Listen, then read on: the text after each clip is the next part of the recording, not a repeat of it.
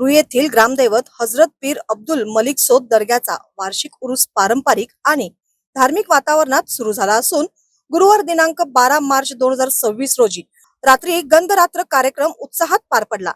या कार्यक्रमाला गावातील मानकरी, पोलीस पाटील, कोतवाल, फकीर, मुजावर तसेच ग्रामस्थ मोठ्या संख्येने उपस्थित होते। गंधरात्र कार्यक्रमाची सुरुवात रुई गावच्या चावडीपासून करण्यात आली। चावडीपासून दर्ग्यापर्यंत पारंपरिक वाद्याच्या गजरात आणि हलगी वाजत ग्रामस्थांनी पायी मिरवणूक काढली।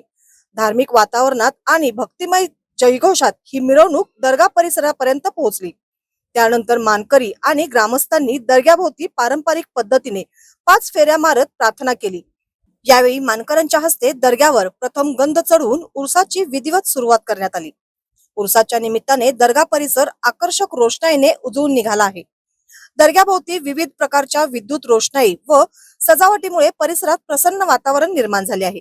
तसेच रुई ग्रामपंचायत इमारतीवरही आकर्षक विद्युत रोषणाई आणि लाइटिंग करण्यात आल्याने गावाचे सौंदर्य अधिक खुलून दिसत आहे।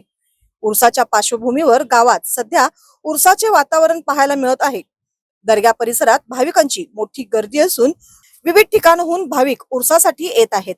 उरूस कमिटीच्या वतीने शुक्रवारी 13 आणि शनिवारी 14 मार्च रोजी विविध मनोरंजनात्मक कार्यक्रमांचे आयोजन करण्यात आले आहे। या कार्यक्रमांमुळे उरसाची रंगत आणखीन वाढणार आहे।